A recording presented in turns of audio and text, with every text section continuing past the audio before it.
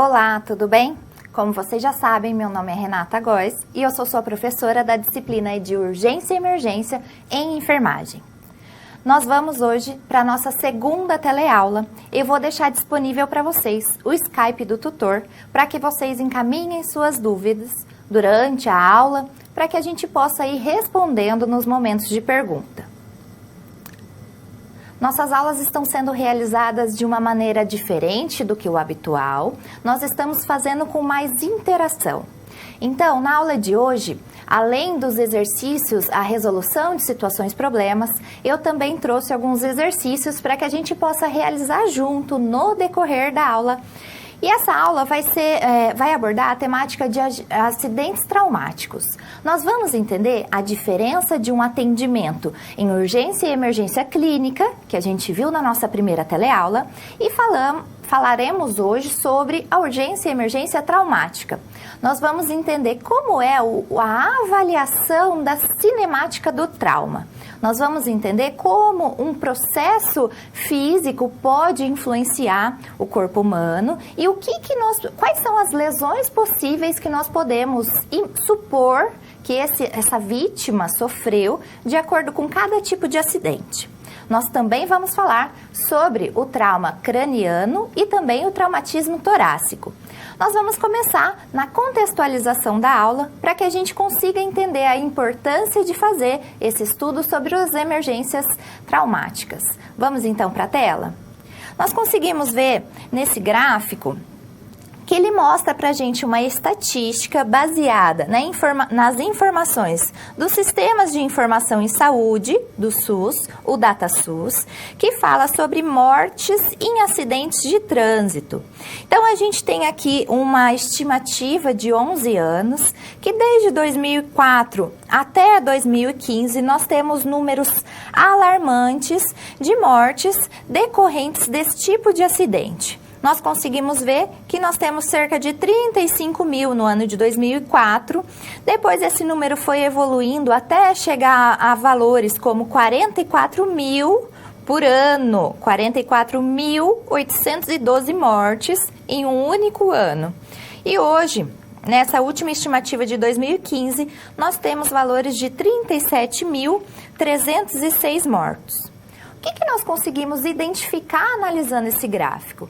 Que esses números são alarmantes e que nós precisamos atuar preventivamente, mas também conseguindo agir de acordo com a necessidade de cada caso. Quando nós entendemos a importância, a magnitude desses acometimentos, nós entendemos a importância de estudar também sobre essa temática. Ainda na contextualização da aula, na última aula nós falamos sobre a classificação de risco. Nós ainda vamos nos remeter a essa classificação para a gente entender quais são os critérios prioritários para que a gente possa, então, auxiliar e fazer o atendimento adequado a uma vítima de acordo com as suas necessidades. Então, voltando ao quadro, a gente lembra que quando a gente tem uma vítima classificada como emergência, nós precisamos de um atendimento imediato. Já na cor laranja, de acordo com o protocolo de Manchester, nós precisamos atender no máximo em até 10 minutos. Classificação de urgente em até 60 minutos. E os pouco urgente ou não urgente, eles podem ser atendidos em um período maior, de 120 a 240 minutos. Mas nós vamos falar sobre trauma. Então, nós precisamos entender o que é uma lesão primária e o que é uma lesão secundária. Quando eu falo em lesão primária, eu estou falando daquela que acontece no momento específico do trauma. Por exemplo, se eu tiver um atropelamento, então a lesão primária é aquela que está acontecendo exatamente no momento desse atropelamento. Já essa lesão secundária é aquela que se desenvolve após esse traumatismo. Ele pode ser causado por distúrbios neurológicos, por exemplo, aumento da pressão intracraniana, ou também por causas sistêmicas, uma hipóxia decorrente de uma herniação cerebral. E isso vai trazer complicações severas, geralmente a nível neurológico, que podem se dar a nível temporário ou permanente. Quando nós analisamos o mecanismo de trauma, nós entendemos quais são as possíveis lesões que esse indivíduo possa vir a ter, para que a gente possa, então, estabelecer as medidas de assistência a essa vítima e, assim, melhorar o seu prognóstico. O que nós queremos é fazer uma boa avaliação, uma avaliação criteriosa, para que eu consiga identificar lesões visíveis e lesões sugestivas do mecanismo de trauma e, posteriormente, conseguir fazer a ação de enfermagem, a assistência a esse paciente de qualidade que vai ter resolutividade. Então, essa ação vai ajudar esse paciente a ter um melhor prognóstico. Vamos imaginar uma situação. Então, o indivíduo sofreu uma queda muito grande e ele levantou e disse que estava tudo bem. Esse indivíduo pode ter rompido algum vaso interno e visivelmente, aparentemente por fora, podia estar tudo bem mesmo. Mas após alguns minutos esse vaso continuou sangrando e esse sangramento fez com que esse paciente tivesse um choque e uma parada cardíaca. Então, isso acontece com muita frequência e nós precisamos imaginar, já prever alguns acometimentos que possam vir decorrentes de uma cinemática do trauma. Então, a gente vai avaliar tudo o que aconteceu com esse indivíduo para saber se ele precisa de um atendimento ou se ele realmente está tudo bem. Então, nós vamos começar a nossa aula falando sobre a biomecânica do trauma, a avaliação dessa cinemática, como a gente vai vendo no quadro, a avaliação da vítima e também da cinemática do trauma, para que a gente possa, então, compreender qual é a importância da atuação do enfermeiro nessa área de acidentes, de emergências traumáticas.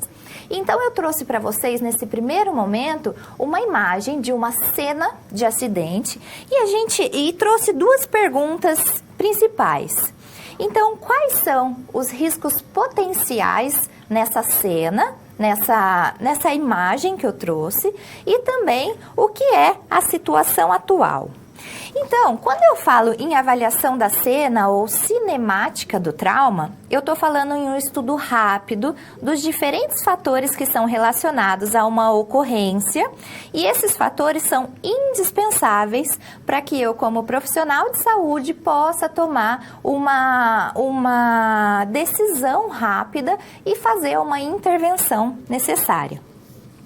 A gente tem que lembrar que quando a gente faz essa avaliação, a gente precisa conhecer a biomecânica do trauma e entender para onde essa situação pode evoluir. Então, é por isso que nós falamos dos riscos potenciais. Como eu consigo controlar? Se eu conhecer os riscos potenciais, eu posso também controlá-los. Nessa imagem, a gente pode observar, por exemplo, esse poste, ele foi atingido nesse acidente. Então, em qualquer momento, esse poste pode cair. Se ele cair, ele pode tanto machucar a vítima, que está aqui deitada, como também pode quebrar os cabos de energia. Então, isso pode provocar uma descarga de energia, provocando um choque elétrico. Isso pode fazer uma eletrocução com a vítima e também com a equipe que presta o socorro, ou com os curiosos que aparecem na cena, que querem observar e talvez em alguns momentos até mesmo ajudar. Então a gente precisa pensar, quando a gente fala em atendimento na cinemática do trauma, eu penso sempre nos 3 S. Então, são 3 S's que eu preciso me atentar toda vez que faço a avaliação de uma cinemática do trauma. Então, a segurança da cena, de onde está acontecendo esse atendimento, a biossegurança, ou seja, a segurança do profissional que está atuando, e também a segurança desse paciente que está sendo atendido. Então, a gente tem que imaginar que quando nós nos deparamos com uma urgência traumática, então um trauma vai causar um acometimento, uma lesão a essa vítima. Mas o mecanismo desse trauma pode me ajudar a entender como foi essa transmissão de energia. Então, se esse trauma foi muito grave ou se foi um trauma leve, se isso vai implicar com risco de morte para esse paciente ou não, e eu consigo então diferenciar as diferentes situações e conseguir atuar em cima dessa perspectiva de como esse acidente ocorreu. Então, a gente vai falar desse mecanismo de transmissão de energia. Vamos para o quadro para falar dele. Quando a gente fala em transmissão de energia, nós precisamos estimar como foi essa quantidade de energia trocada.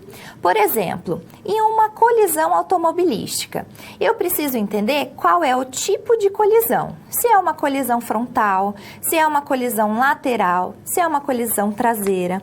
Tudo isso vai influenciar no mecanismo de trauma que foi sofrido pela vítima. Então, quando eu avalio a deformidade do veículo, por exemplo, eu vou entender se esse veículo teve danos internos e externos, qual foi a magnitude desses danos. Se teve, por exemplo, deformidades no volante, eu já posso pressupor que o meu paciente vai ter tido algum tipo de trauma no tórax. Por quê? Como que o volante vai se estragar? Quando eu tenho uma força muito grande que impulsiona a vítima para frente e essa vítima vai, então, fazer uma deformidade no volante. Se eu tiver, por exemplo, a quebra de um para-brisa, então, esse para-brisa foi quebrado como? Foi um impacto que veio de fora ou foi a própria vítima que foi jogada para frente e acabou causando esse impacto? Do mesmo jeito, o painel do carro. Se eu estragar a parte de baixo do painel do carro, o que eu posso imaginar? Que essa vítima foi jogada para frente e membros inferiores entraram em contato com esse painel e causou essa deformidade. Então, quando nós falamos da biomecânica, ela vai nos auxiliar a predizer, ou seja, pensar um pouco antes. Então, pensar no que pode acontecer ainda, as possíveis lesões que nós não conseguimos identificar na avaliação inicial. Assim, reduz-se a possibilidade do socorrista não reconhecer a real gravidade da vítima. Essa cinemática ou biomecânica, que diz respeito a essa mesma avaliação da cena, é tanto em uma colisão automobilística como em um processo de atropelamento, onde a gente avalia a velocidade dos corpos, num processo de queda, porque a gente vai avaliar a altura em que essa queda se deu, e também em casos de ferimentos penetrantes. Nós vamos sempre pensar em ferimentos por arma branca, ou ferimentos por arma de fogo. Por quê? Quando a gente fala em um trauma penetrante, ele pode ser, por exemplo, uma facada, uma arma branca, ou um tiro, um projétil, uma arma de fogo. Cada um deles vai causar um dano específico para a região que foi afetada e também para os órgãos pere essa incisão. Então, quando esse indivíduo chega para um atendimento e levou uma facada, por exemplo, na região abdominal, ele pode ter lesionado tanto onde essa faca entrou, como também os vasos próximos a essa estrutura. Porque quando se introduz um objeto na cavidade abdominal, nós podemos ter um movimento dos órgãos perincisionais, na verdade, que ficam próximo a essa incisão. Então, isso pode causar deformidades e alterações também. Nós vamos começar falando das colisões automobilísticas e também do seu mecanismo de trauma. Então, aqui, como eu disse para vocês, aqui é um exemplo de uma colisão frontal. No impacto frontal, ele pode trazer um trauma de crânio, trauma de tórax, de coluna cervical, um trauma tóraco-abdominal e músculo esquelético. Então, se o indivíduo tiver com instrumentos por exemplo, um cinto de segurança, ele vai ter um tipo de traumatismo. Agora, se o indivíduo não tiver com cinto de segurança, ele vai ter outro tipo de mecanismo de lesão. Então, a gente pode observar, se ele for jogado para frente, ele pode lesionar o crânio, o tórax, segmento tóraco-abdominal, todo toda a coluna vertebral desse indivíduo, membros inferiores que entram em contato com o painel, e isso pode agravar muito a sua situação. Nós temos outros tipos de trauma que, por exemplo, se o indivíduo tiver com o cinto de segurança, ele pode fazer um movimento que a gente chama de movimento chicote, de aceleração e desaceleração. Porque durante esse movimento o corpo é jogado para frente e posteriormente, por causa da parada brusca, ele é impulsionado para trás. Então, isso pode trazer uma série de complicações, principalmente a nível de coluna cervical. Quando nós temos o impacto lateral, nós temos grande risco de lesão clavicular, lesão de costelas e também de lesão de pelve. Nós precisamos entender que o impacto lateral vai transferir ao ocupante uma energia capaz de afastar ele desse ponto de impacto. Então, essa energia toda que pode causar esses mecanismos de lesão. Então, a gente precisa entender que, de acordo com o tipo de acidente automobilístico que nós estamos avaliando, esse indivíduo, essa vítima, pode ter um mecanismo de lesões que nós já precisamos predizer, ou seja, já imaginar que esse paciente pode ter esse ferimento para conseguir, então, fazer um atendimento adequado. Então, se eu chegar numa cena de um acidente e eu ver que tem no painel, por exemplo, o que a gente chama de olho de boi, então um afundamento do vidro, e esse para-brisa tem um formato circular desse afundamento e ele fica todo estreladinho. Esse formato circular, ele é sugestivo de uma batida. Então, o que pode ter batido de dentro para fora do carro, exatamente na altura do para-brisa? Geralmente é o rosto do paciente, o rosto da vítima, a calota craniana. Então, a gente precisa, isso já sugere para a gente que esse indivíduo vai ter um trauma craniano, e esse traumatismo pode ser tanto um traumatismo simples, somente uma abertura de couro cabeludo, como também pode ter exposição de parênquima encefálico. Então, a gente precisa entender a força desse impacto para saber também se eu preciso agir ainda mais rápido ou se eu tenho um tempo hábil até que toda a equipe de socorro possa chegar. Nós vemos que todos os acidentes automobilísticos são diferentes de acordo com o seu mecanismo de trauma. Nós vamos falar também do atropelamento.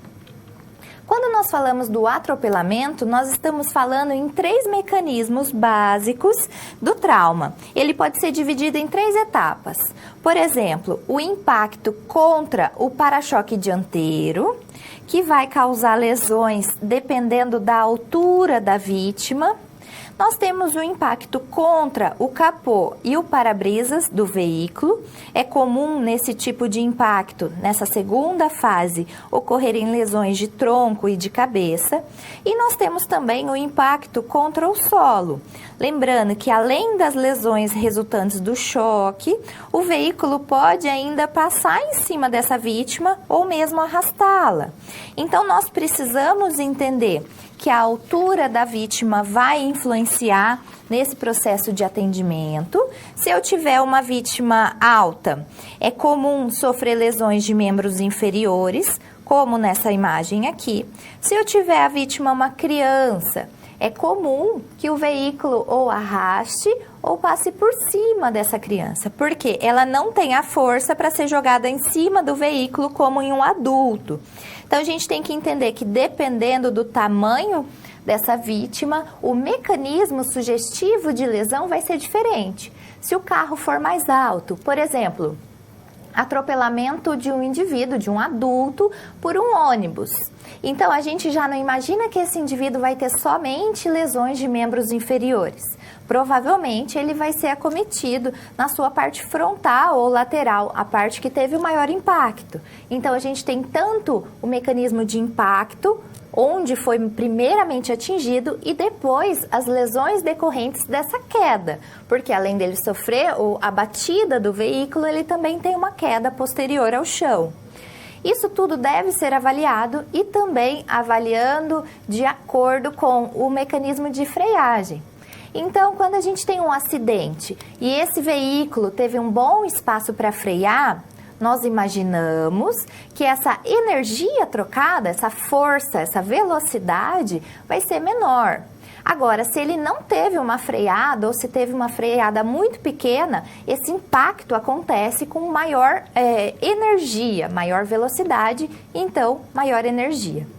Nós também vamos falar dos acidentes ciclísticos. Vamos falar desses tipos de acidentes? Então, quando a gente fala em uma colisão ciclística ou motociclística, nós precisamos entender como é esse mecanismo de trauma. Se eu tiver, por exemplo, um impacto frontal, como a gente pode ver nessa imagem e nessa aqui também, geralmente o motociclista é lançado para frente, então ele vai ter todos esses membros inferiores e essa parte de pelve atingido pelo tanque da moto e pelo guidão. Então ele pode sofrer lesões pélvicas e posteriormente ter a ejeção do veículo, como a gente vê nessa imagem. Então o corpo vai ser jogado para fora do veículo e ele pode tanto sofrer uma queda como também um posterior atropelamento. Então é muito comum em acidentes motociclísticos ou ciclísticos ou contusão de região de bacia, de membros inferiores, muito comum também queimaduras, fraturas e até mesmo avulsões em membros inferiores. Por quê? Esse indivíduo, quando ele cai ao chão, esse mecanismo de queda vai fazer com que ele possa se arrastar por um período. Nesse arrastamento, ele vai fazer uma abrasão da pele, então vai como se lixasse essa pele, e essa abrasão faz uma queimadura, geralmente de segundo e terceiro grau, que vai entrar com todas as particularidades dessa queimadura, que a gente vai ver nas próximas aulas. Então, nós já vamos entendendo essa cinemática do trauma e percebendo como isso vai influenciar no atendimento à vítima. Outro fator importante que nós precisamos avaliar são as quedas. Então, são muito comuns quedas da própria altura, principalmente em idosos, mas nós temos um grande número de quedas em trabalhadores. Então, os acidentes laborais com quedas trazem grandes complicações e geralmente incluem sequelas para esses trabalhadores. Eu trouxe uma imagem interessante para a gente ver. Então, aqui eu tenho um trabalhador trabalhando em cima de um andaime e o outro estava em cima de uma escada que estava em cima desse andaime. Então, a gente observa aqui que essa escada tem no mínimo 3 metros e essa escada ainda estava em cima de uma altura de no mínimo 2 metros. Então, esse indivíduo caiu de aproximadamente 5 metros ou mais e ele faz um impacto no chão que ele chega a ricochetear. Então, esse impacto, quando a gente fala de uma queda, a gente está falando de uma colisão contra uma superfície fixa. Então, esse chão, ele é fixo e isso a extensão e a gravidade das lesões sempre vão ser relacionadas à altura dessa queda e também à capacidade de deformação da superfície. Então, aqui, se ele caísse numa piscina, essa queda não teria grandes complicações para esse trabalhador. Agora, ele caindo sobre o asfalto ou sobre a calçada, a gente pode ver que essa superfície não tem nenhum afundamento durante essa queda. Então, a força, a energia do impacto fica toda no corpo desse trabalhador. Então, a gente pode ver a primeira parte do corpo que encosta, a parte do corpo que sofre o primeiro impacto é geralmente a mais seriamente atingida. Então, aqui ele bateu o braço e bateu membros inferiores. Provavelmente ele fez uma fratura, pelo menos de membro inferior direito, e essa fratura precisa ser imobilizada. A gente tem que pensar que se ele sofrer impactos durante essa queda pode ser amortecida. Por exemplo, o indivíduo que cai de uma árvore. Se ele for caindo em cima de outros galhos, ele vai amortecendo essa velocidade, ou seja, vai diminuindo essa velocidade, então diminuindo também esse impacto inicial no solo. Nesse caso, não teve essa diminuição e nós precisamos nos atentar porque, visivelmente, ele pode não ter atingido, por exemplo, região de tórax. Mas, quando a gente vai fazer uma avaliação minuciosa, a gente encontra, por exemplo, um tórax instável, onde esse indivíduo quebrou 2 ou mais costelas e isso influencia também na sua capacidade respiratória.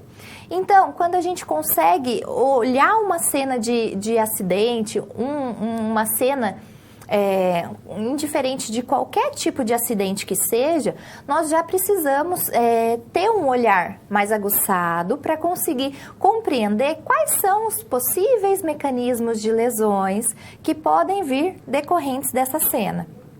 Para a gente terminar essa avaliação da cinemática, nós também vamos falar dos ferimentos penetrantes.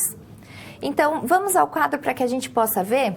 Quando eu tenho um ferimento penetrante, como eu disse para vocês, a gente pode ter esse ferimento tanto por ferimento de arma de fogo, como também ferimento de arma branca. Quando eu tenho um ferimento de arma de fogo, nós conseguimos observar geralmente um orifício de entrada. Esse orifício de entrada, em geral, é redondo ou ovalado e ele tem uma pequena área de abrasão. Essa área de abrasão pode ser tanto rósea como enegrecida. E nós temos, em geral, um orifício de saída. Em geral, esse orifício de saída, ele tem as bordas estreladas e geralmente irregulares. Em geral, orifícios de saída são maiores do que orifícios de entrada. Esse projétil de arma de fogo, ele tem a tendência a seguir uma trajetória linear. Quando ele encontra algum tecido de maior resistência, ele pode mudar essa trajetória. Então, quando ele está na cavidade abdominal, ele tem a tendência a ter um segmento linear, ele vai ter uma sequência reta, mas se ele atingir, por exemplo, um osso, ele pode fazer uma volta.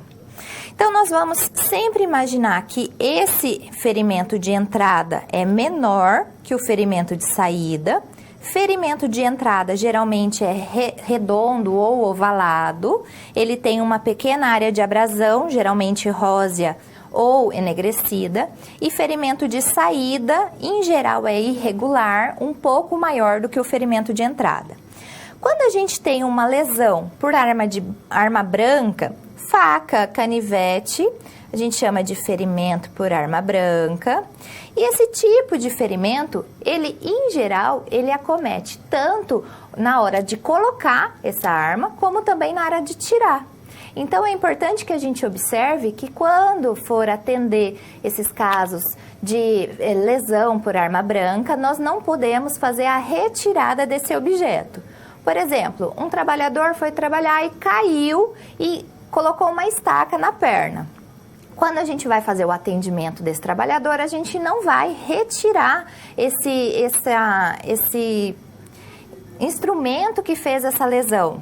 Nós precisamos manter, estabilizar esse instrumento, porque quando a gente retira, a gente pode fazer outras lesões ou também fazer a abertura desse orifício.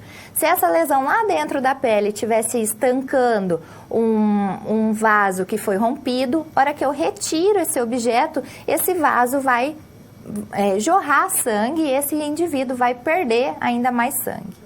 Então, nós precisamos sempre imaginar qual é a cinemática do trauma para que a gente possa, então, atuar de uma maneira efetiva.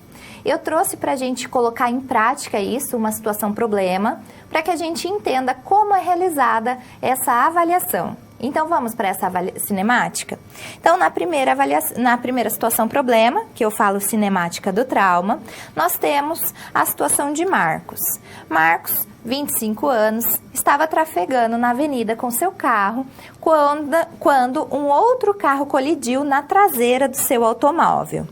Toda vítima de trauma tem que ter um atendimento rápido e também uma avaliação minuciosa. Você faz parte dessa equipe de atendimento pré-hospitalar e tem que fazer uma avaliação primária dessa vítima. Então, a gente lembra a sequência da avaliação primária. Como realizar essa avaliação? Nós vamos utilizar a sequência lógica para esse atendimento e vamos sempre realizar o ABCDE do trauma para que a gente possa, então, colocar essa vítima em melhor prognóstico do que ela está nesse momento. Então, vamos começar falando dessa avaliação primária. Na avaliação primária, é importante a gente conseguir diferenciar a avaliação de uma emergência clínica do que uma emergência traumática. Sempre a gente vai iniciar fazendo a avaliação da responsividade e nesse momento, quando a gente está fazendo o atendimento ao trauma, nós já fazemos a estabilização da coluna cervical. Então, o A do trauma corresponde ao controle de cervical e também manter a permeabilidade de vias aéreas. Depois, nós vamos fazer a avaliação dessa respiração e da ventilação. Então, aqui vai entrar o ritmo respiratório, a frequência respiratória. Depois, fazemos a avaliação da circulação, controlando possíveis hemorragias. Avaliamos o estado neurológico, já aqui na avaliação secundária. E fazemos a exposição do paciente com controle de hipotermia e também fazendo o controle do ambiente. Depois que nós conseguimos fazer toda essa sequência, se as condições da vítima permitirem, nós vamos fazer a coleta do histórico desse acidente. Então, a gente vai coletar o histórico SAMPLA e fazer aferição de sinais vitais, checando glicemia capilar, reavaliando o resultado das intervenções que já foram realizadas. Por exemplo, quando nós falamos desse histórico SAMPLA, como a gente lembra, o S corresponde aos sinais vitais, sinais e sintomas que esse indivíduo está apresentando, o quadro atual.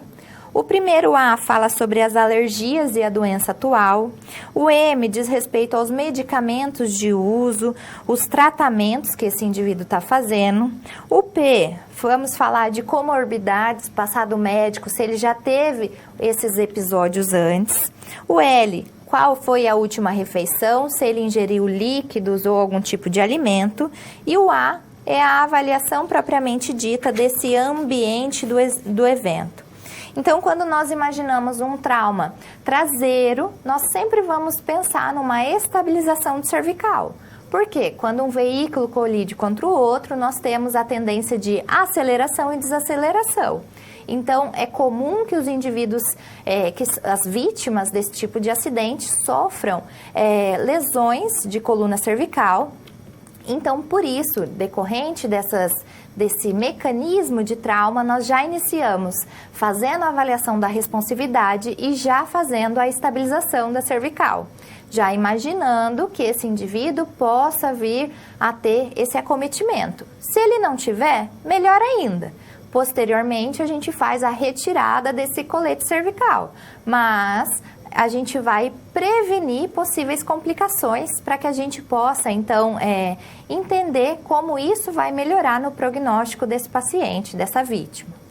Eu trouxe um exercício agora para que vocês possam realizar de acordo com o que a gente viu até agora. Nós vamos falar sobre a avaliação do local. Então, eu trouxe uma imagem com vários implicadores. E eu peço para você avaliar essa cena e identificar a situação atual e quais são os riscos potenciais. Então, eu vou dar um minutinho para vocês e eu já volto para falar sobre essa resolução de atividade.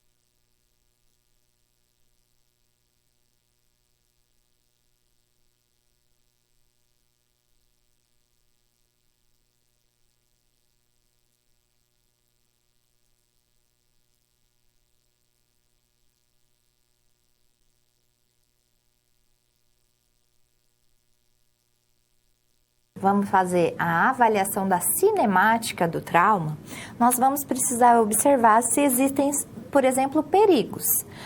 Fios elétricos soltos que estão desencapados, se eu tenho tráfego intenso de veículos, se eu tenho risco de desmoronamento, explosão, queda de objetos. Nós precisamos, como socorristas, como enfermeiros gerenciais, assumir o controle dessa situação, da situação atual, evitando pânico, afastando curiosos e também conseguindo prever possíveis mecanismos. Então, aqui a gente tem, no mínimo, 10 pontos que precisam ser observados. Então, vamos pensar aqui, ó. Esse poste, ele teve uma danificação na sua estrutura, ele pode vir a cair a qualquer momento. Então, aqui eu tenho um fio desencapado. Esse fio pode causar tanto uma descarga de energia, como também um choque elétrico. Nós temos aqui, no painel do carro, nós temos um para-brisa que foi quebrado e temos um abaulamento circular nesse para-brisa, do tipo olho de boi. Então, o que a gente imagina? Que essa vítima foi vítima de um impacto no crânio. Então, ele pode ter uma lesão neurológica. Nós temos aqui o indivíduo que está caído, provavelmente perto de uma bicicleta, provavelmente ele foi vítima de um acidente ciclístico. Nós temos aqui um outro ponto, o combustível que esse veículo estava utilizando. Quando acontece um acidente, esse combustível pode ter uma abertura, ele pode ser jogado na rua e isso pode causar uma explosão. Então, aqui a gente observa, nós podemos ter produtos químicos que caíram também decorrentes desse acidente. Nós vemos aqui que temos fumaça, então, onde tem fumaça, pode ser que tenha fogo. Então, a gente tem que tomar cuidado, porque pode ter risco de explosão. Nós temos aqui, por exemplo, esse indivíduo está caído longe do veículo. Nós podemos ter tanto um perigo desse indivíduo sofrer novamente um acidente. Por exemplo, se eu tiver tráfego intenso de veículos, esse indivíduo pode vir a sofrer um atropelamento. Então, aqui nós vemos que essa perna dessa vítima está embaixo desse veículo. Então, ele pode também sofrer o risco de esmagamento. Então, lembrar, vítimas de acidente ciclístico, pode sofrer fratura de pelve, de bacia. Então, nós temos várias situações que precisam ser avaliadas na situação atual para que a gente possa entender quais são os riscos. Então, aqui estão expostos essas vítimas e também o risco aqui está exposto o socorrista, porque a gente lembra, nos 3 S's, o primeiro passo, quando a gente vai socorrer, é se atentar para a nossa própria segurança. Porque nós chegamos lá para um atendimento como enfermeiros, então eu sou atingida por um outro veículo ou eu sofro um choque elétrico, então eu vou ter 2 pacientes em vez de 1. Então sempre, em primeiro lugar, primeiro a segurança do socorrista e depois a segurança da vítima. Por isso que nós falamos também da biossegurança. Porque se eu estou me colocando em risco, se eu estou fazendo um atendimento sem usar luva, por exemplo, eu estou me colocando em risco também e, posteriormente, o paciente pode vir a ser eu. Então, a gente sempre vai se atentar para os 3 S's: segurança da cena, segurança do socorrista e segurança do paciente, para ter uma intervenção adequada e conseguir trabalhar da melhor maneira possível. Nós passamos a primeira fase, que nós falamos dessa avaliação da cinemática do trauma, e agora nós vamos falar dos traumas cranianos. Então, nesse segundo bloco, nós falamos dos traumas de crânio e nós vamos entender quais são os principais traumas de crânio e quais são as suas complicações, quais são as possíveis complicações decorrentes dos principais. Então, vamos ao quadro para ver? Quando a gente fala traumatismo crânioencefálico, a gente está falando do famoso TCE. e é qualquer agressão que cause lesão funcional ou estrutural do encéfalo. Então, a gente começa falando em lesão de couro cabeludo. Quando a gente tem lesão apenas no couro cabeludo, a gente tem sangramento, e um sangramento geralmente com bastante intensidade. Por quê? É uma parte do nosso corpo que tem bastante irrigação. Então, vai ter bastante sangue, ele pode ser controlado tanto por compressão, então coloca uma compressa de gaze e comprime, ou fazendo a ligadura dos vasos. Outro tipo de lesão é a fratura linear não definida. Então, quando esse paciente sofre esse mecanismo de lesão, ele faz, então, como se fosse uma rachadura na calota craniana, e ele não precisa de um tratamento específico. Ao longo do tempo, esse crânio vai fechando essa rachadura. Nós precisamos apenas suspeitar de hemorragia epidural se essa fratura cruzar o leito vascular ou se essa fratura for na linha da sutura. Então, essas linhas da sutura do crânio. Então, se for nessa região, nós precisamos suspeitar de uma possível hemorragia. Nós podemos ter, em alguns casos, fraturas de crânio com afundamento. Então, eu consigo ver aqui nessa imagem, eu tenho o paciente aqui e uma imagem de uma ressonância aqui em cima. Então, o que eu consigo ver? Teve um afundamento dessa região frontal do crânio do paciente. Pode ser por N motivos. Mas esse afundamento, ele pode atingir o encéfalo. Então, nós precisamos avaliar se houve uma lesão cerebral associado. Principalmente se essa depressão, se esse afundamento ultrapassar a espessura dessa caixa craniana, desse crânio. Nós podemos ter também fraturas abertas de crânio, ou seja, quando eu falo de uma fratura aberta de crânio, eu estou falando que o parênquima cerebral está visível. Ou eu tenho extravasamento de líquor, ou eu consigo ver substância cinzenta. Então, péssimo prognóstico, mas nós precisamos tratar. E eu tenho também fraturas de base de crânio. Essas fraturas quando a gente tem um paciente que foi diagnosticado com fratura em base de crânio, geralmente esse diagnóstico se baseia nos achados clínicos, porque o exame radiológico pode ser inconclusivo. O que a gente tem que pensar? Nós temos o sinal de Batley, que é um hematoma dessa região mastoide. Então, atrás dessa região da orelha, nós temos hematoma. Nós podemos ter o hemotímpano, um sangramento no ouvido sem ruptura do tímpano. Nós temos, geralmente, os olhos de Guaxinim, que é uma equimose periorbitária, que é muito comum nesses tipos de trauma, e nós podemos ter extravasamento de líquor pelo ouvido ou pelo nariz.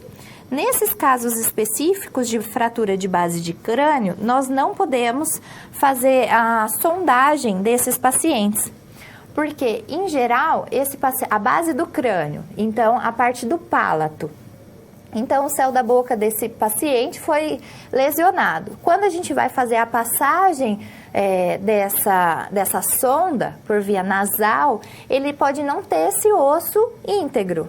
Então, essa sonda pode entrar dentro da caixa craniana desse paciente e levar à lesão cerebral. Então, é importante identificar esses tipos de lesão e conseguir atuar de maneira efetiva.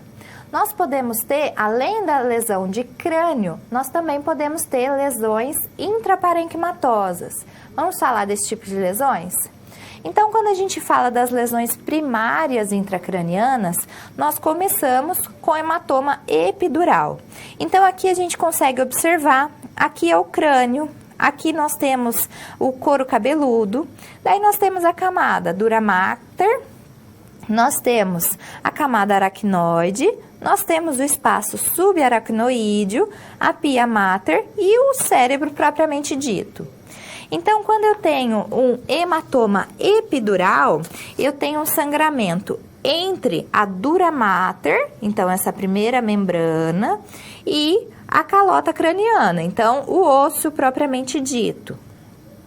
O prognóstico desse tipo de hematoma geralmente é relacionado ao estado do paciente antes da cirurgia. Porque se ele estiver bem, ele provavelmente vai ter um bom prognóstico, e se ele já tiver com rebaixamento de nível de consciência, provavelmente ele vai ter complicações. Nós podemos ter também o hematoma subdural agudo. Esse hematoma subdural é um sangramento entre a estrutura aracnoide e a dura mater. Então, ele vai estar com esse sangramento perto da superfície cerebral. Esse tipo de sangramento é potencialmente fatal e ele tem mortalidade de 60% dos casos. Nós temos também a hemorragia subaracnoídea. Esse sangramento de pequenas veias no espaço subaracnoídeo, ele pode ser associado a hematomas ou a contusões cerebrais. Nós podemos ter, então, alguns acometimentos secundários devido a essas lesões. Já o hematoma intracerebral ocorre em qualquer lugar do cérebro, geralmente é associado à lesão axonal difusa, que a gente vai ver um pouquinho mais para frente, e também temos a hemorragia intraventricular. Nós sabemos que temos o terceiro e o quarto ventrículo no nosso cérebro. Esse tipo de hemorragia é incomum, mas ele vai refletir uma lesão severa e tem geralmente mau prognóstico. Então, geralmente, ele é decorrente de um hematoma intracraniano, e esse paciente, geralmente, quando tem essa hemorragia, ele tem um prognóstico bem ruim, é bem difícil de conseguir recuperar. Nós temos o que eu chamo de lesões axonais primárias, e nós vamos entender o que são essas lesões. Então, quando a gente tem as lesões neurais, nós podemos ter a lesão axonal difusa, a contusão cortical e as lesões de substância cinzenta. Então, uma lesão axonal difusa é quando eu tenho a interrupção, aqui, a cessação da continuidade neuronal. Nós temos várias lesões, mas elas são microscópicas, difíceis de serem observadas. Então, essa sinapse é interrompida por algum motivo. Nós podemos ter também a contusão cortical. Então, ele vai geralmente ser decorrente de um golpe e contragolpe e atinge as regiões frontal, temporal, geralmente occipital. Há uma severa e prolongada perda de consciência, geralmente quando essas contusões são mais severas. A gente consegue observar aqui nessa imagem de tomografia que é uma contusão, porque eu consigo ver esse opacamento nessa imagem, então ela fica branca. E nós temos as lesões de substância cinzenta subcortical, que são decorrentes da ruptura de múltiplos vasos e causam sequelas graves, tem altas chances de esse paciente vir a óbito. Para que a gente consiga entender a diferença de lesões primárias e secundárias, nós vamos falar agora das lesões secundárias, que são aquelas decorrentes de um período de hipóxia por algum problema de circulação ou alguma outra patologia. Então, nas lesões secundárias, nós podemos ter as herniações cerebrais.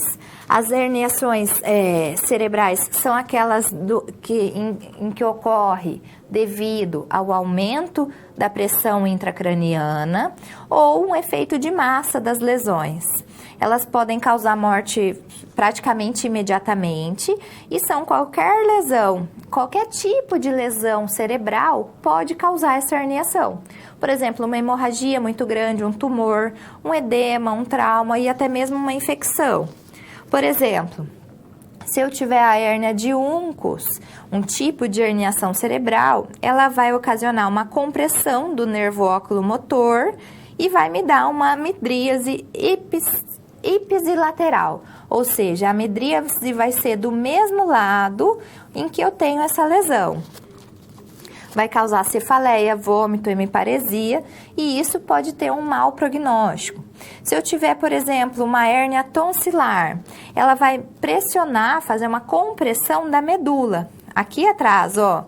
Então, a gente consegue ver o canal medular passando pelo cerebelo e essa hérnia faz uma depressão respiratória. Então, essa vítima dessa complicação, dessa lesão secundária, passa a ter dificuldade respiratória, sem ter drive respiratório e dificultando todo esse ciclo respiratório. Nós podemos ter também o edema cerebral difuso.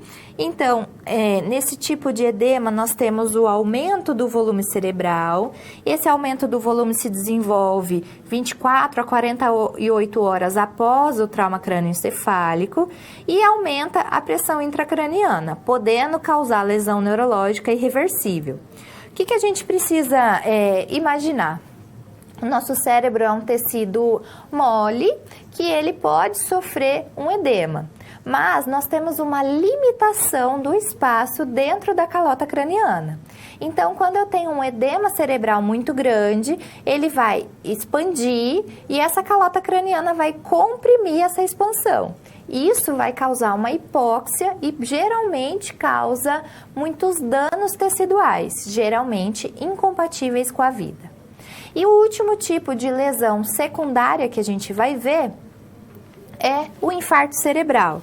Então, no infarto cerebral, nós temos uma lesão tardia, que é derivada de isquemia, e geralmente essa interrupção no suprimento sanguíneo vai ser decorrente de efeito compressivo, geralmente ocasionado por herniações prévias ou mesmo edemas cerebrais. Então, em todas elas, esse prognóstico, quando eu tenho lesões secundárias, o prognóstico, a estimativa de recuperação desses indivíduos é bem baixa. Então, a gente viu as lesões primárias e secundárias, a gente vai observar agora como fazer o tratamento, a avaliação neurológica adequada para cada vítima de traumatismo craniano, para que a gente possa, então, intervir da melhor maneira possível. Vamos ao quadro para ver? Em primeiro momento, nós vamos fazer a avaliação do nível de consciência, da frequência respiratória e também desse tipo respiratório, dessa expansibilidade torácica. Sempre precisamos manter a saturação de oxigênio maior que 94%. Em qualquer caso que não tiver a saturação 94%, a oxigenoterapia indicada. Nós precisamos, se eu tiver qualquer escala de coma de Glasgow menor que 8, já é indicativo de intubação orotraqueal, para que eu possa manter a pressão de gás carbônico entre 35 e 45 milímetros de mercúrio, para que eu não tenha, então, nenhum desequilíbrio respiratório. Na década de 60, o médico R. Adams Cowley conceituou a hora de ouro. Então, a gente tinha 1 hora para esse atendimento a vítimas de lesões neurológicas, enfatizando a melhora do prognóstico para pacientes que recebem atendimento adequado e rápido.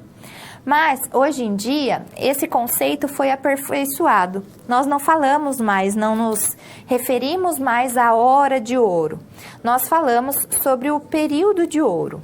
Então, a gente não tem 1 hora para realizar esse atendimento. Nós precisamos realizar de maneira minuciosa, mas o quanto antes, para que a gente possa estabelecer um melhor prognóstico a esse paciente. Então, por isso eu trouxe as intervenções de enfermagem necessárias para que a gente evite lesões secundárias, para que a gente entenda uma ordem, uma sequência de atendimento a essas vítimas de traumatismo. Vamos ao quadro? Então, quando a gente fala das intervenções de enfermagem, em pacientes com trauma de crânio, é importante que a gente possa manter decúbito maior do que 30 graus, sempre avaliando o nível de consciência e as pupilas. Para essa avaliação de nível de consciência, nós podemos utilizar a escala de coma de Glasgow. Avaliando também pressão arterial média, que tem que estar no mínimo 90 milímetros de mercúrio. Atenção especial para frequência cardíaca e ritmo, frequência respiratória e padrão respiratório e a saturação de oxigênio. Nós precisamos fazer o controle da temperatura e da glicemia, do débito urinário sempre com balanço hídrico, fazer o controle de sangramentos e pensar num controle clínico da pressão intracraniana, isso sempre a nível hospitalar. Então, para essa avaliação neurológica, geralmente a gente utiliza a escala de coma de Glasgow, sempre identificando 3 parâmetros básicos: a abertura ocular, a melhor resposta verbal e a melhor resposta motora. Então, se eu tiver um score total a 14 ou 15, eu vou ter um TCE leve. Já quando eu tenho uma classificação de Glasgow de 9 a 13, eu já vou ter um TCE moderado. E toda vez que eu tiver um TCE, um score de 8 ou menor, de 3 a 8, eu vou ter um TCE grave. Toda vez que o paciente tiver um TCE grave, esse paciente, essa vítima, tem indicação clínica para intubação orotraqueal. Porque se ele não está consciente o suficiente, ele não vai ter o drive, a resposta respiratória adequada e ele vai fazer uma hipóxia e pode ter complicações. Então, toda vez que eu tiver um Glasgow, uma classificação, um score de Glasgow menor que 8, eu preciso indicar intubação orotraqueal e o médico precisa fazer esse procedimento para ter melhor prognóstico a essa vítima. Eu trouxe mais uma situação problema para que a gente possa, então, colocar em prática tudo isso que a gente aprendeu. Falando em avaliação neurológica, na situação problema número 2, Amanda atendeu um paciente vítima de um acidente motociclístico.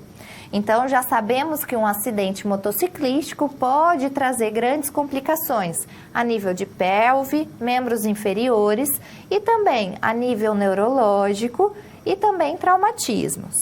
Então, na avaliação neurológica, a escala de coma de Glasgow está em 7. Ele está anisocórico e com pupilas fotorreagentes. Então, anisocoria quer dizer uma pupila de tamanho diferente da outra. A nível pulmonar, eu tenho expansibilidade preservada, murmúrios vesiculares presentes, mas a saturação está em 80%, baixa, ela tem que estar no mínimo 94%, e eu estou com uma frequência de 30 incursões respiratórias por minuto. Então, a frequência normal é até 20 incursões, ele está taquipneico. No cardiovascular, ele tem perfusão periférica diminuída, tempo de enchimento capilar de 4 segundos, o normal é até 2, e o pulso filiforme, então bem fino, tá errado. Gastrointestinal, eu tenho ruídos hidroaéreos diminuídos, geniturinário, não tem sonda e sem diurese no momento, sinais vitais, hipotenso, 90/40, frequência cardíaca de 50, bradicárdico, frequência respiratória de 30, taquipneico. E a tomografia de crânio me deu uma hemorragia subaracnoídea. É muito grave. A pergunta é, qual é o grau do TCE? Leve, moderado ou grave? O que considera-se uma lesão primária nesse caso e o que é uma lesão secundária? E daí, qual assistência de enfermagem para evitar lesões secundárias? Segundo a avaliação neurológica, a escala de coma de Glasgow está em 7, mas a anisocoria, eu tenho um TCE grave. TCE grave já é indicativo de intubação orotraqueal. Toda vez que eu tiver escala de coma de Glasgow menor que 8, aqui é 8, tá? É indicativo de intubação.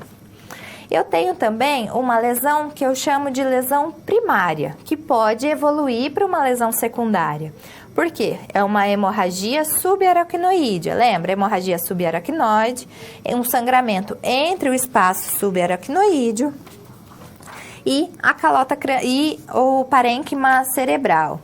Como lesões secundárias, eu posso ter pode ser decorrente de causas neurológicas, como o aumento dessa pressão intracraniana, ou também decorrente de hipóxia, hipercapnia, ou seja, aumento da concentração de dióxido de carbono no sangue, acidose ou hipertermia.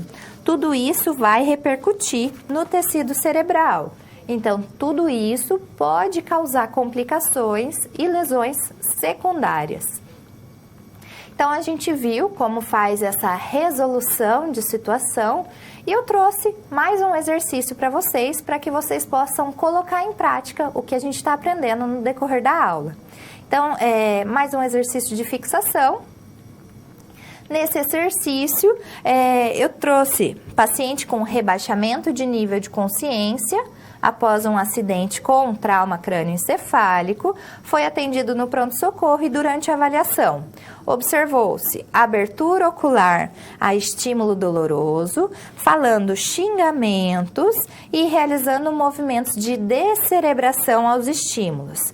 Qual é o grau desse TCE?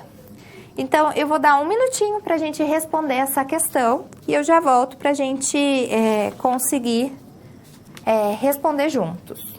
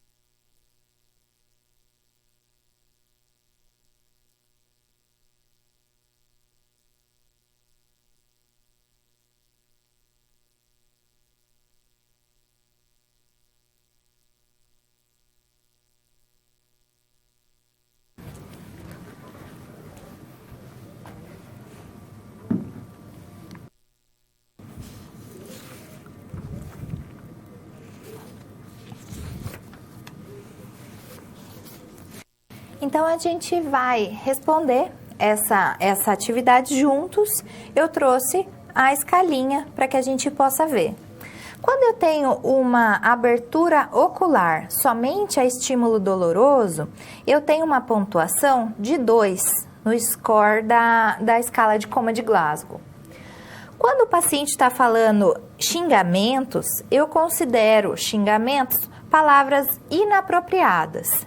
Quando eu considero palavras inapropriadas, eu considero um score de 3. E realizando o movimento de descerebração aos estímulos. Então, descerebrar é uma extensão anormal. Lembra? Descerebrar, os membros hiperestendidos e para fora. Então, eu tenho uma extensão anormal. Esse score vai ser 2 mais 3 mais 2. Então, eu tenho um TCE com score de escala de Coma de Glasgow 7. Se é 7, eu vou lembrar lá da minha classificação e eu vou considerar um TCE grave.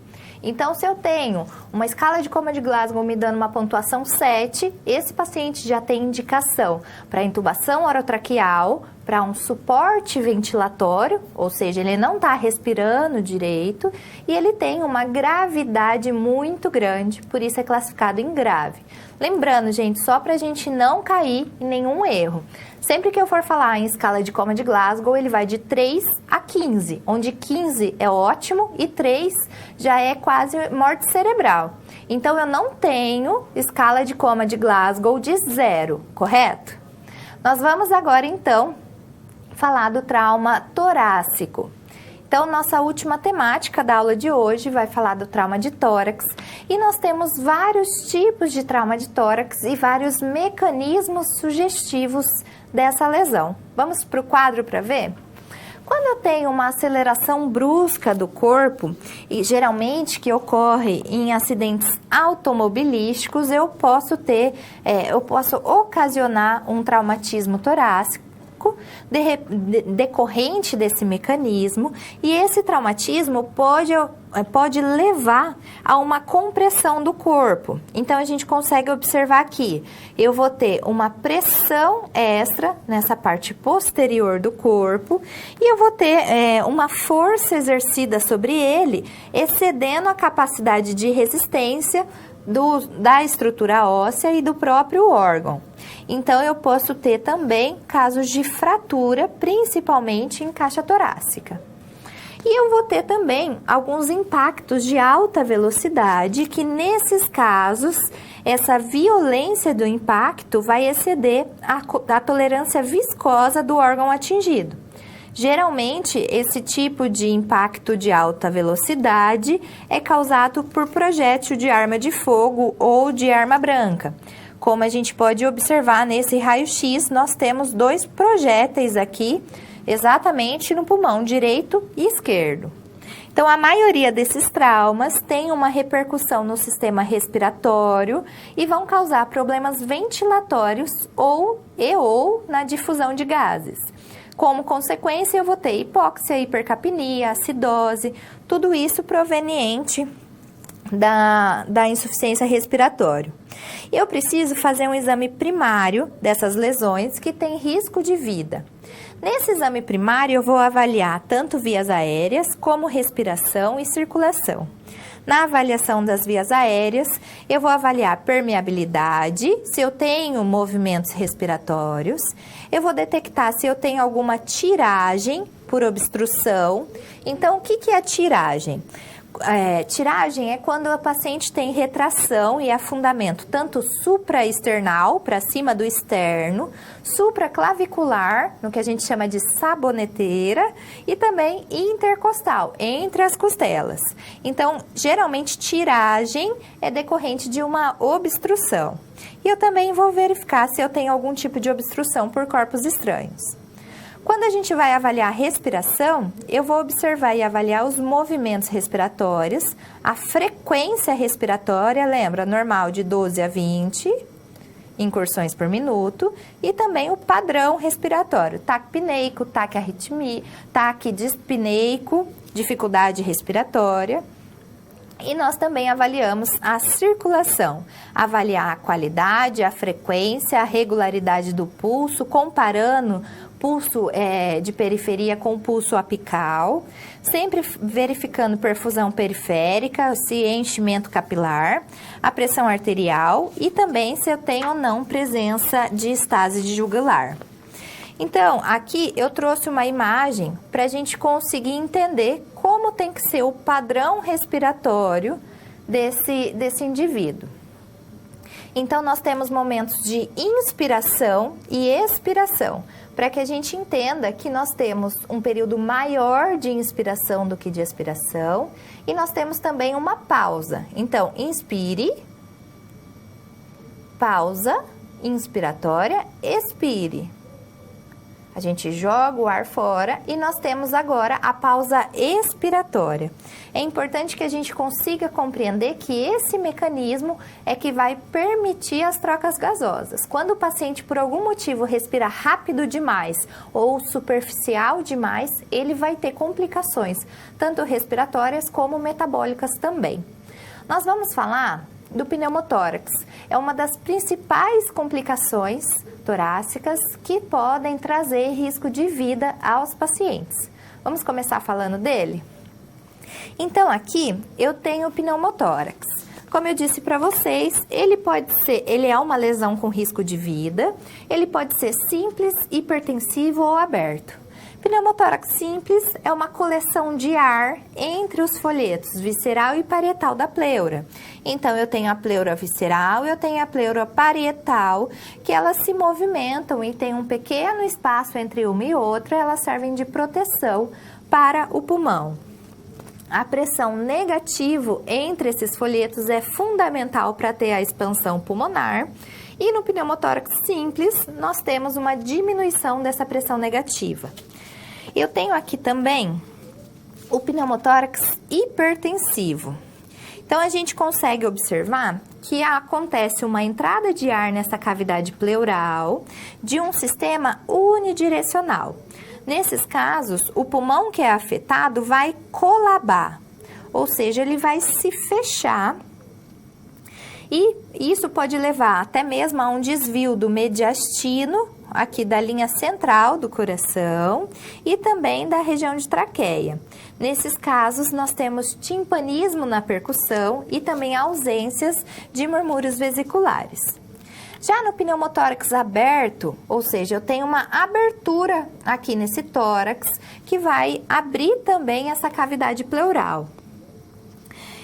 Ela permite que o ar passe livremente para dentro dessas pleuras, causando um distúrbio ventilatório, levando à hipóxia, que pode causar também desvio de mediastino, que a gente consegue observar. Aqui, essa linha do coração tem que estar centralizado, como nessa região.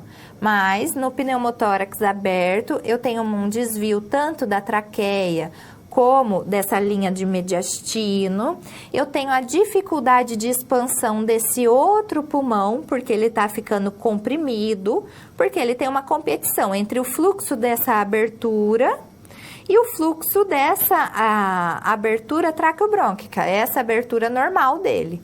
Então, essa abertura pleurocutânea, ele está competindo com essa outra abertura traqueal. Nesse caso, nós utilizamos o curativo em 3 pontas, como a gente viu nas aulas práticas, para que a gente possa, então, conseguir atender a esse paciente. Outros casos de lesões com risco de vida é o hemotórax. A gente vai ver o que é um hemotórax. Aqui a gente tem tanto um desenho como também uma imagem de raio-x. O hemotórax é o acúmulo de sangue nessa cavidade pleural e fazendo com que essa pressão torácica se torne positiva. Isso vai gerar um colapso do pulmão, provocando também desvio da traqueia e da linha média do mediastino. Nós podemos ter outro caso importante de lesão que pode trazer risco de vida ao paciente, que é o tórax instável. Quando eu tenho uma falta de continuidade, então uma fratura de 2 ou mais costelas, pode causar uma falta de continuidade óssea dessa parede torácica, causando uma mobilidade errada, que nós chamamos, durante o ciclo respiratório. E isso pode causar também uma lesão pulmonar subjacente. O último caso de lesão com risco de vida é o tamponamento cardíaco. Nesse tamponamento, nós temos um acúmulo de sangue no saco pericárdico, causando aumento dessa pressão intrapericárdica e reduzindo o enchimento diastólico. A gente tem que lembrar, pericárdio é a camadinha que envolve o coração. Então, esse pericárdio, ele não é elástico, ele é inelástico. Por isso, pequenos volumes já podem causar esse tamponamento. O tamponamento pode se manifestar pela tríade de Beck, então, aumentando a pressão venosa central, tendo queda de pressão arterial e abafamento das bolhas cardíacas. Então, a gente pode já pressupor que nós temos várias complicações decorrentes dessa dificuldade circulatória e pode causar várias lesões secundárias, inclusive em tecido cerebral. Eu trouxe uma imagem só para a gente conseguir correlacionar aos exames de raio-x. Quando a gente vai observar um exame de raio-x, nós podemos ter consolidações, que é uma patologia onde vai preencher os alvéolos com fluidos, resultando em opacidades em alguns lugares, em lobos, ou pode ser em vários focos. Nós podemos ter também o que a gente chama de interstício, na verdade é um processo de cicatrização que causa alteração da estrutura do parênquima pulmonar, por isso vai ter uma opacidade, ele vai estar como se fosse vários risquinhos no pulmão. Eu posso ter nódulos e massas, um espacinho que está ocupando uma lesão. E eu posso ter também atelectasias, ó. Então, o pulmão deveria estar aqui e a gente consegue ver a imagem só até aqui. A atelectasia é um colapso de uma parte do pulmão e ele se dá devido à diminuição do ar nos alvéolos, causando sempre perda de volume e aumento dessa densidade que a gente consegue observar daí no raio-x. Não se preocupem, essa observação se dá ao longo do tempo. Eu trouxe uma última situação problema para a gente colocar em prática tudo o que a gente aprendeu até agora e conseguir já ir gravando ainda mais esse conteúdo. Então, vamos para essa situação problema? Eu falo sobre os tipos de trauma. Nessa situação, Cláudia é uma residência de enfermagem que está de plantão e admitiu um homem de 20 anos, pedreiro, sofreu uma queda de um andaime e ele encontra-se em insuficiência respiratória. Então, queda mais insuficiência respiratória. Na avaliação, tem vias aéreas pérvias. Na ausculta, murmúrio vesicular abolido à direita, ou seja, não tem murmúrios vesiculares, e eu tenho uma maciçez à percussão. Então, o normal é um som timpânico na percussão torácica, e a normal é que eu tenho murmúrios vesiculares tanto à direita como à esquerda. Nesse caso, foi utilizado um dreno de tórax e teve débito de 1.500 ml de conteúdo sanguinolento. Então, qual o tipo de trauma que ocorreu e qual o diagnóstico de enfermagem nessa situação? Então, como diagnóstico de enfermagem, nós falamos sobre um padrão respiratório ineficaz e troca de gases prejudicada. Em primeiro lugar, nós precisamos pensar nessa qualidade respiratória. Porque esse paciente, se ele não conseguir respirar, ele vai a óbito. Então, provavelmente, ele tem um hemotórax, porque retirou sangue da cavidade pleural, mas aí a gente tem sempre que observar se necessita de desobstrução de vias aéreas, como está o débito cardíaco desse paciente e provavelmente ele pode ter uma integridade de pele também prejudicada. Então, a gente sempre tem que pensar em qual o diagnóstico e quais são as intervenções de enfermagem necessárias em cada situação. Então, se o paciente tem um grande acúmulo de conteúdo dentro da cavidade pleural, ele provavelmente não consegue fazer expansão pulmonar adequada, pode acontecer um colabamento, uma atelectasia, então ele precisa de maior suprimento sanguíneo ou de uma punção pleural ou de um dreno de tórax ou até mesmo de uma toracotomia de emergência de acordo com o grau desse hemotórax, com a quantidade de acúmulo de sangue dentro dessa cavidade. Então, sempre a gente vai pensar nos acometimentos que cada patologia pode causar, sempre primando para atuar de maneira efetiva para evitar lesões secundárias. Nós vamos, então, finalizar a aula de hoje, vamos recapitular o conteúdo dessa disciplina. Então, no quadro a gente vê urgência e emergência traumática, que foi a aula de hoje, e a gente falou bastante sobre a avaliação primária e secundária, fazendo a avaliação da cinemática do trauma e como isso é importante para um atendimento de urgência e emergência. Nós precisamos sempre reconhecer no paciente algumas situações que podem trazer futuras complicações. Então, a função do enfermeiro é muito mais do que fazer um atendimento rápido.